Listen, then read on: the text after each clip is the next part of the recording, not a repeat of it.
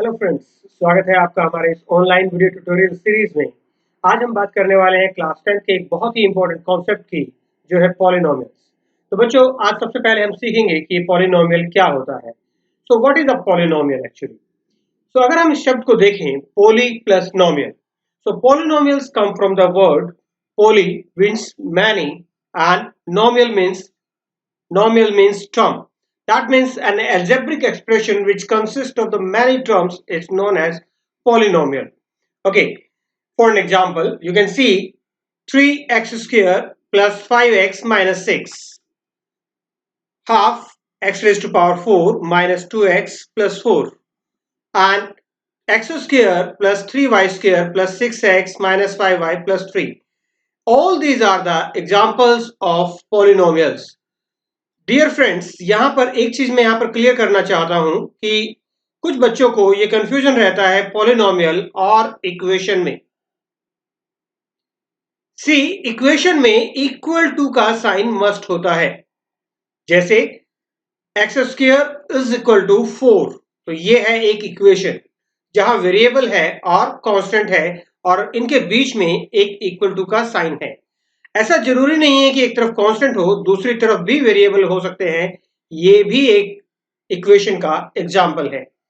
लेकिन मेन बात यह है कि यहां पर इसके बीच में इक्वल टू का साइन होना जरूरी होता है, जबकि आप यहाँ पॉलिनोमियल्स को अगर आप देखेंगे तो यहाँ कोई इक्वल टू का साइन नहीं होता है। इस एक्सप्रेशन को हम लिख सकते हैं p x is equal to a polynomial in x 3x square plus 5x minus 6। तो ये एक अलजेब्रिक एक्सप्रेशन है जिसके अंदर क्या क्या चीजें शामिल है। इसके अंदर वेरिएबल है, वेरिएबल्स हैं, इसके अंदर कांस्टेंट टर्म्स हैं जैसे माइनस 6 है, कॉफिशिएंट्स हैं, 3 क्या है, कॉफिशिएंट है, कांस्टेंट है, और इसके अलावा एक्सपोनेंशियल पावर्स है, और प्लस और माइनस के या कुछ ऐसे बेसिक मैथमेटिकल ऑपरेशंस जो हैं वो किसी भी पॉलिनोमियल में हो सकते हैं। यानी कि अब तक हमने सीखा कि पॉलिनोमियल के अंदर कांस्टेंट हो सकते हैं, चाहे वो फ्रैक्शनल नंबर हो, चाहे वो इंटीजर्स हो, नेगेटिव इंटीजर्स हो, या किसी और तरह की कांस्टेंट हो। वेरिएबल्स हो सकते हैं like x y z t. उसके अलावा एक्सपोनेंट्स हो सकते हैं, जैसे कि अभी हमने बात किया, जैसे कि एक्सपोनेंट्स आप समझे होंगे बेटा, x raise to power 4। Constant term भी हो सकती हैं, जैसे x raise to power 0 which means 1। ये भी 0 इज आल्सो अलाउड, बट यहां पर एक कंडीशंस हैं। एक्सपोनेंट जो होंगे वो हमारे ओनली होल नंबर्स होंगे। यहां पर ना तो कोई नेगेटिव नंबर, नेगेटिव इंटीजर, ना कोई रैशनल नंबर जो फ्रैक्शनल फॉर्म में है 1/2, 3/4, ये सब अलाउड है। तो हम कह सकते हैं कि यहाँ जो एक्सपोनेंट्स हैं, जो पावर्स हैं, उसको मैं अगर दूसरे तरीके से समझाऊं तो ये होते हैं नॉन नेगेटिव इंटीजर्स। समझ में आया बच्चों? मैंने क्या लिखा, नॉन नेगेटिव इंटीजर्स। देखिए, अगर मैं सारे इंटीजर्स को देखूं तो मैं 3 हिस्सों में बांट सकता हूं, 0, नंबर लाइन के इस साइड पॉजिटिव और इस साइड नेगेटिव। तो मैंने क्या कहा, non negative integers means from 0 onwards up to infinity they can be. Negative नहीं हो सकते हैं और इंटीजर्स होंगे केवल। इस बात का ध्यान रखिए, अगर कहीं रूट एक्स है तो वो हमारा पार्ट नहीं होगा। एक्स रेज टू पावर 1/3 है, वो भी हम नहीं लिखेंगे पॉलिनोमियल में। तो पॉलिनोमियल में सबसे इंपॉर्टेंट चीज कि एक्सपोनेंट आपको ध्यान रखना है, एक्सपोनेंट आपका नॉन नेगेटिव इंटीजर्स होना चाहिए। Next, they can be combined using adding, addition, subtraction, multiplication and division, but the condition is अगर डिवीजन में हम बात करें तो डिवीजन में आपके वेरिएबल डिनोमिनेटर में नहीं होने चाहिए। वेरिएबल एज अ डिनोमिनेटर नहीं अलाउड है, except not division by a variable like 2/x। ये अलाउड नहीं होगा, किसी पॉलिनोमियल में नहीं है।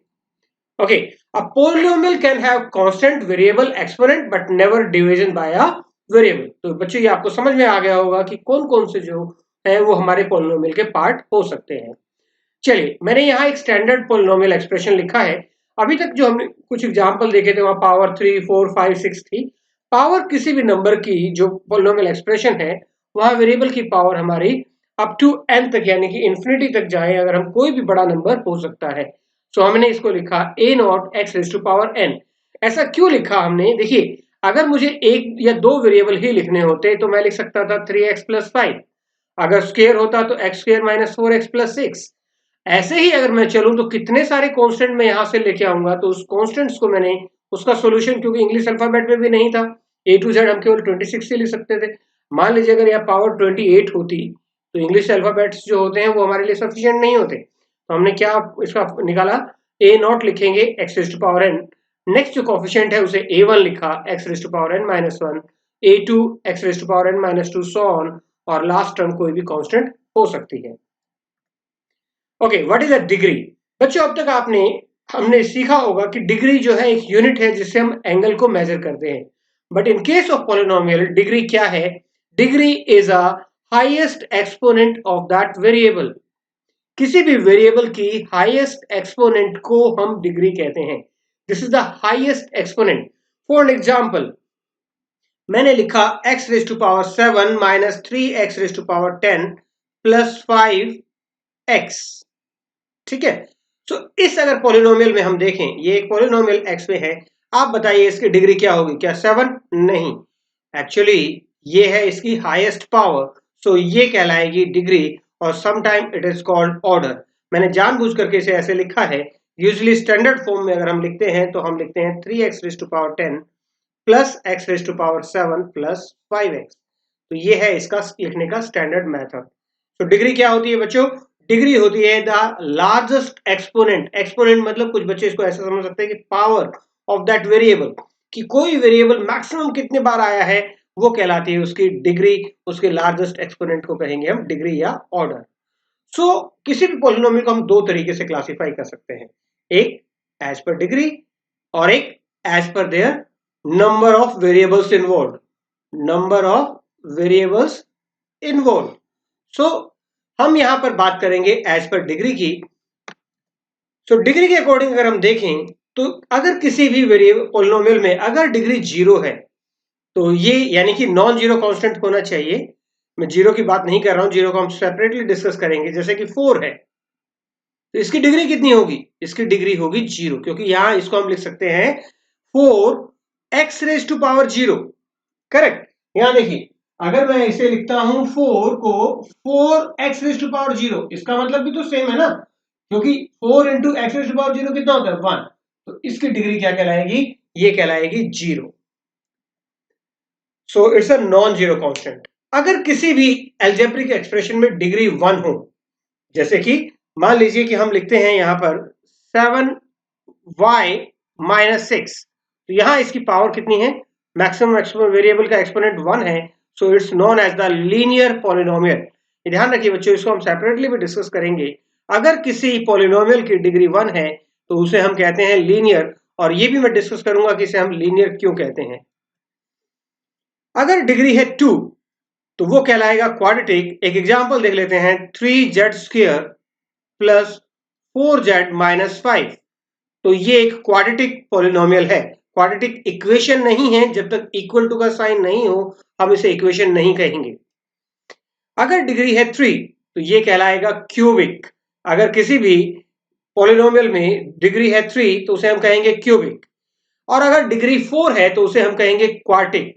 सो यहां बच्चों इस बात का ध्यान रखना जरूरी है, कुछ लोग इसे बाई क्वाड्रेटिक भी कहते हैं। क्या कहते हैं? बाई क्वाड्रेटिक, जो कि गलत है। हर डिग्री 4 जो है बाई क्वाड्रेटिक नहीं होता है। बाई क्वाड्रेटिक के लिए कंडीशंस क्या होती है, मैं एक एग्जांपल लिख रहा हूं, आप उसे देखिए और आप मुझे बताइए कि क्या कंडीशन होनी चाहिए। यस, अब आप मुझे बताइए कि ये क्वांटिक तो है ही, बट ऐसे जो पोलिनोमियल है उसको हम बाई क्वाड्रेटिक भी कह सकते हैं। और क्या खास बात है इसमें, यहां आप देखेंगे बेटा जो एक्सपोनेंट्स हैं वो सारे के सारे इवन नंबर्स हैं। अगर पावर इवन नंबर है सारी के सारी, यानी कि या तो 0 है या फिर इवन नंबर्स है, तो उसे हम बाई क्वाड्रेटिक भी कह सकते हैं। समझ में आया बच्चों? अगर लेकिन यहां पर x इन्वॉल्व होता, जैसे मैं लिख दूं 5x प्लस 3, अब ये बाई क्वाड्रेटिक नहीं है। अब हम इसे क्या कहेंगे? केवल क्वांटिक का एग्जाम्पल, क्वार्टिक का एग्जाम्पल कहेंगे। नेक्स्ट जो है, अगर डिग्री 5 हो तो क्विंटिक कहते हैं। डिग्री अगर 6 हो तो उसे सेक्सटिक या हेक्सटिक कहते हैं, हेक्सिक कहते हैं। और अगर डिग्री 7 हो तो उसे सेप्टिक या हेप्टिक कहते हैं, 8 हो तो ऑक्टेट, 9 हो तो नॉनिक और 10 हो तो डेकिक कहते हैं। काफी सारी हो गई, हमें इतनी जरूरत नहीं पड़ती। जनरली हम हमारे जो सिलेबस में हम बात करते हैं वो हम केवल यहीं तक बात करते हैं, क्वार्टिक तक ही बात करते हैं। चलिए, इससे ज्यादा भी होती है, अगर हायर डिग्रीज है उनके name sometimes we have proposed but they are rarely used. अब बात करते हैं उस स्पेशल केस की जिसकी मैंने बात की थी, स्पेशल केस जीरो की। जीरो की डिग्री क्या होगी? देखिए, एक कांस्टेंट मैंने लिखा जीरो और इसकी डिग्री क्या होगी? हम कहेंगे बेटा it is not defined. Why? देखिए, मैं एक वेरिएबल बना सकता हूं जिसमें डिग्री जीरो हो, ऐसे zero x raise to power zero या 5 minus zero x raise to power 4 plus zero x square plus zero. अब अल्टीमेटली किसको रिप्रेजेंट कर रहा है? कांस्टेंट जीरो को। तो इसमें 5 हो सकता है, अगर मैं 5 को हटा करके 7 लिख दूं तो 7 हो जाएगी। So that's why the degree of non zero is not defined. उम्मीद है समझ में आ गया होगा स्पेशल केस हमारा। बाकी सभी नॉन जीरो कांस्टेंट की डिग्री हम जीरो कहेंगे, केवल जीरो की डिग्री हम कहेंगे कि इट इज नॉट डिफाइंड। आगे चलते हैं। जीरो ऑफ ए पॉलिनोमियल बहुत ही इंपॉर्टेंट कॉन्सेप्ट है, तो ध्यान से समझिए। एक बार आपने ध्यान से समझ लिया, ये आपको जिंदगी भर नहीं भूलने वाला है। So zero of a polynomial से क्या मतलब है? सबसे पहले हम इसको क्लासिफाई कर लेते हैं। पहले हम बात करेंगे लीनियर पॉलिनोमियल की। चलिए, मैं एक लीनियर पॉलिनोमियल ले लेता हूं, y is equal to 2x plus 3। और आपने क्लास 9th में बच्चों इसका ग्राफ जरूर बनाया होगा। तो देखते हैं कैसे बनाया होगा।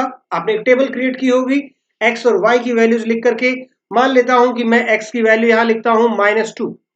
बताइए इस अलजेब्रिक एक्सप्रेशन की वैल्यू कितनी हो जाएगी? यानी कि x की जगह अगर मैं -2 लिखूंगा तो y कितना होगा? 2 -2 प्लस 3। सो ये हुआ -4 प्लस 3 दैट इज -1। अच्छा, अगर मैं जीरो लिखता हूं, आप कोई भी वैल्यू ले सकते हैं x की, इट्स एन इंडिपेंडेंट वेरिएबल। अगर मैं x को जीरो लिखता हूं तो आंसर आता है मेरा 3, और x को अगर 2 लिखता हूं तो आंसर आता है मेरा 7। ठीक है, इतनी टेबल बनाने के बाद हम इसको ग्राफ पे प्लॉट कर लेते हैं। तो ये मैंने ग्राफ पे प्लॉट किए पॉइंट्स। ये पॉइंट हुआ मेरा -2 -1, ये पॉइंट हुआ 0,3 और ये पॉइंट हुआ 2,7।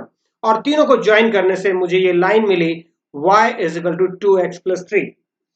अब यहां देखिए, जीरो, इस पोलिनोमियल के जीरो से क्या मतलब है? यानी कि जब ये लाइन जब x एक्सिस को इंटरसेक्ट करेगी तो किस पॉइंट पे इंटरसेक्ट कर रही है? -3/2, 0 पर। ये -3/2 जो x की वैल्यू है यही कहलाएगा जीरो ऑफ ए पोलिनोमियल। ये जीरो ऑफ ए पोलिनोमियल क्यों कहलाएगा? क्योंकि अगर मैंने इसकी वैल्यू y, x की वैल्यू अगर -3/2 रखी, x की वैल्यू -3/2 अगर मैं रखता हूं तो क्या आंसर आता है देखते हैं। सो ये हुआ -3 प्लस 3 यानी कि 0। तो इसे कहेंगे हम जीरो ऑफ द पॉलिनोमियल, यानी कि ऐसी वैल्यू जिसको रखने से हमारा आंसर जीरो आ जाता है तो उसे कहते हैं जीरो ऑफ द पॉलिनोमियल।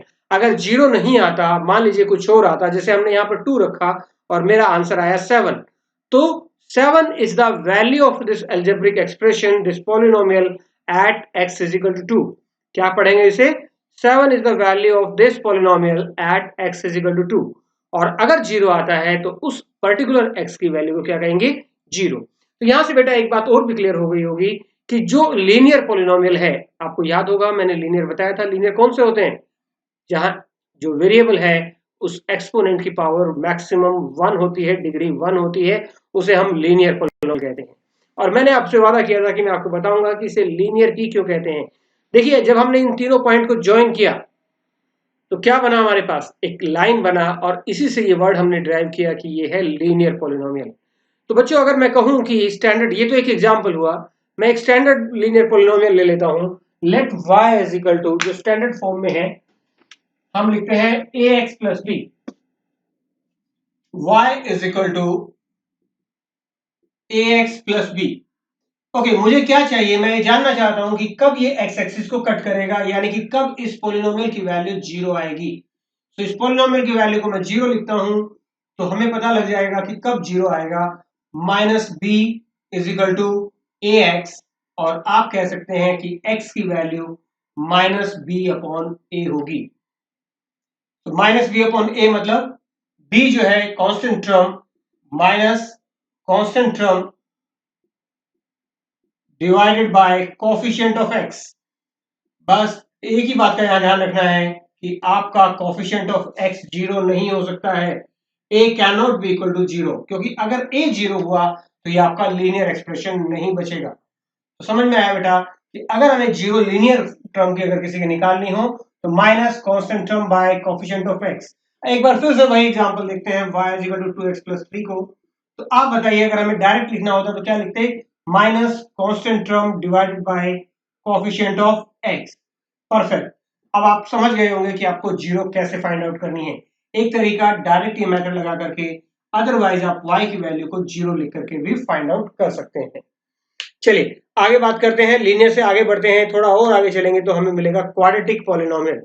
अब क्वाड्रेटिक पॉलिनोमियल में जीरो कैसे फाइंड आउट करेंगे? तो आपकी स्क्रीन पर ये है एक ग्राफ, जिसे आप ध्यान से एक बार ऑब्जर्व कीजिए क्योंकि ये बहुत ही इंपॉर्टेंट चीज है। देखिए बच्चों, सबसे पहले मैं आपको एक बड़ी इंपॉर्टेंट चीज बता दूं कि ये क्वाड्रेटिक क्या होता है। पॉलिनोमियल जो है, अगर मैं इसको ग्राफिकली देखूं ना, तो जितने भी क्वाड्रेटिक पॉलिनोमियल होंगे, अगर मैं उन्हें लिख देता हूं तो वो सारे के सारे इस तरह के होंगे बेटा। A x square plus b x plus c. So जहां ए जो है वो जीरो नहीं होना चाहिए। अगर ए जीरो हुआ तो फिर ये क्वाड्रेटिक नहीं होगा। Correct. So a x square plus b x plus c, ये मैंने एक एग्जाम्पल लिया क्वाड्रेटिक पॉलिनोमियल का। और एक और इंटरेस्टिंग बात बता देता हूं कि जितने भी क्वाड्रेटिक पॉलिनोमियल होते हैं, जब हम उनको स्केच करते हैं, जैसे लीनियर पॉलिनोमियल को स्केच करते हैं तो क्या बनते हैं? जब मैं लीनियर पॉलिनोमियल को स्केच करूंगा तो क्या बनेगा? लाइन। और अगर मैं क्वाड्रेटिक को स्केच करता हूं तो हमेशा पैराबोला की शेप लेते हैं। पैराबोला मतलब आपने देखा होगा, मान लीजिए कि मैं एक चौक को उछालता हूं तो जो पाथ को फॉलो करता है, दैट इज अ पैराबोला। ठीक है, तो आपको ये दिखाई दे रहा होगा पैराबोलिक शेप जो है। आपको यहाँ देखिए, आपका में ये जो है, आपको यहां से अगर मैं देखूं इसको, अगर आप मेरे पॉइंटर के साथ साथ मूव करें तो ये है पैराबोलिक शेप। अब यहां भी एक बड़ी इंटरेस्टिंग बात बताता हूं कि कब पता लगेगा कि नीचे की तरफ बनेगा या इससे उल्टा भी बन सकता था, ऐसे भी बन सकता था। यस, दोनों कंडीशन पॉसिबल है। डिपेंड करेगा ए की वैल्यू पर।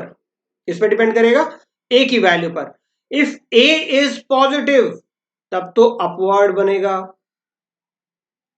और ए अगर हमने नेगेटिव ले लिया तो कैसा बनेगा? डाउनवर्ड। नेगेटिव मतलब लेस देन जीरो। ठीक है, समझ में आ रहा है? सो अगर हमने ए लेस देन जीरो लिया तो पैराबोला बनेगा हमारा डाउनवर्ड, जैसा कि मैंने ऊपर दिखाया है। तो अब आप देखिए पैराबोला कितनी जगह पर कट कर रहा है? दो जगह पर। तो यानी कि इसकी कितनी जीरो है? दो जीरो है। पहली जीरो -1 और दूसरी जीरो 4। फिर बता दूं कि जब जब कर्व जो है एक्स एक्सिस को कट करता है तो वहां पर जो एक्स की वैल्यूज आती हैं वो कहलाती हैं zeros of that particular polynomial. तो क्या दो जगह हर पैराबोला कट करेगा? हर क्वाड्रेटिक इक्वेशन के दो जीरोज होंगे? नहीं, ऐसा नहीं है। मैक्सिमम दो जीरो हो सकते हैं। कोई भी पैराबोला मैक्सिमम दो बार कट कर सकता है। यहां पर और भी कंडीशंस पॉसिबल है। देखिए, अगर मैं पैराबोला अगर मैं ऐसे बनाता हूं, चलिए मैंने इसको ऐसे बनाया, ये स्केच मैंने बनाया, मान लेते हैं ये 1 है, तो ये स्केच है x-1 स्क्वायर का। तो यहां पर x की दोनों ही वैल्यूज ये पैराबोला केवल एक बार कट करता है, तो यानी कि इसकी जीरो है केवल एक। और कोई पैराबोला ऐसा भी हो सकता है जो इसको कट ही ना करे। जैसे कि मान लीजिए कि हमने बनाया पैराबोला इस तरह से, ये लीजिए। तो ये मान लेते हैं कि एक्स स्क्वायर प्लस 4 का एक पैराबोला मैंने बनाया जो कि यहां पर है। तो ये पॉइंट है 0,4। तो इस पर्टिकुलर कर्व का अगर हम देखें बेटा तो कोई जीरो नहीं है, क्योंकि मैंने पहले ही बताया था कंडीशन, जहां एक्स एक्सिस को कट करेगा वही कहलाता है जीरो। और यहां पर केवल एक बार कट करता है तो इसमें केवल है एक जीरो। और अगर मैं एक बार थोड़ा सा डाउनवर्ड बना लेता हूं, क्योंकि अभी तक हमने सारे अपवर्ड बनाए हैं, तो ये है इसकी दो जीरो। जरूरी नहीं कि एक एक्स एक्सिस के इस साइड कट करे, दोनों एक ही डायरेक्शन में भी, एक ही तरफ भी हो सकते हैं, या ये शेप ऐसे भी हो सकती है। तो जितनी बार पैराबोला मैक्सिमम 2 टाइम्स कट कर सकता है, तो क्वाड्रेटिक इक्वेशन जो है उसके मैक्सिमम दो जीरोस हो सकते हैं। डिपेंड करेगा कि वो कैसा कर्व है। या फिर 1 भी हो सकता है और या फिर उसके कोई जीरो ना भी हो। ओके, जीरो से मतलब है कि कब y की वैल्यू जीरो हो जाएगी। y की वैल्यू जीरो होती है बेटा x एक्सिस पर। अब क्यूबिक पोलिनोमियल की बात करें तो आपके स्क्रीन पर एक क्यूबिक पोलिनोमियल है जिसे आप देख सकते हैं। इस क्यूबिक पोलिनोमियल के बारे में अगर हम बात करें तो देखिए, मैं आपको कुछ क्यूबिक पोलिनोमियल बना के दिखाता हूं तो आप दे रहा होगा। तो इस ग्राफ में हम बनाते हैं, मान लीजिए कि मैं बनाना चाहता हूं एक्स क्यूब को, या x cube raise to power x cube. ये है एक्स क्यूब का एक आपको कर्व दिखाई दे रहा होगा। और आप देखिए बेटा, ये कितनी बार आपको ऐसा दिखाई दे रहा है कि ये एक्स एक्सिस को टच करता है। ये है केवल एक पॉइंट, ये है 0,0। करेक्ट है। सो इसके बाद अगर मैं इस पॉइंट को लोकेट करूं तो इस पॉइंट को अगर हम कहें तो ये है वो पॉइंट 0,0। ठीक है।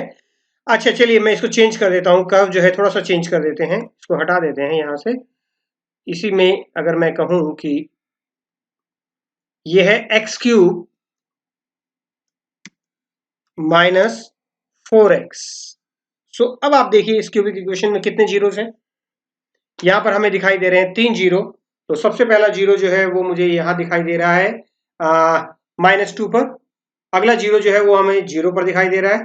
ठीक है, तो ये, और एक जीरो हमें दिखाई दे रहा है यहाँ पर 2 पर। ये 3 जीरो जो है हमें पर दिखाई दे रहे हैं। ठीक है, सो समझ में आया बच्चों। तो इसके बाद अगर हम बात करें, अगर मैं कहूं कि इसमें 2 ही जीरो होने चाहिए तो हम क्या कर सकते हैं, हम ले सकते हैं, मान लीजिए कि एक्स क्यूब, मैं बनाता हूं x cube minus x square. ठीक है, x cube minus x square. तो ये जो है आपको अब जो कर्व दिखाई दे रहा है ब्लू कलर से आपको दिखाई दे रहा है, मैं बाकी सब कर्व हटा देता हूं तो आपको ये कर्व साफ साफ दिखाई देगा। यहां आपके पास देखिए कितने जीरो है, यहां पर 2 जीरो है। तो यानी कि क्यूबिक इक्वेशन जो है उसके मैक्सिमम जो है 3 जीरो हो सकते हैं, या तो जीरो का केस हो सकता है, या 1 या 2 या फिर 3। तो यहां पर ये थी। अब एक एक्सरसाइज करते हैं इस पे बेस्ड, आपको आपकी स्क्रीन पर दिखाई दे रही होगी। आप मुझे बताइए कि किस पार्ट के कितने जीरो होंगे। फर्स्ट स्क्रीन पे आपके कितने जीरो हैं इसमें। इसमें कोई जीरो नहीं है क्योंकि एक्स एक्सिस को नहीं काट रहा है, तो 9। सो नेक्स्ट वाले में अगर हम बात करें तो यहां पर केवल एक जगह काट रहा है, और यहां पर कितनी जगह, 1 2 और ये 3। ये कितनी जगह 2, इसमें कितने जीरो होंगे, ये हैं 4, और इसमें 1 2 और ये 3।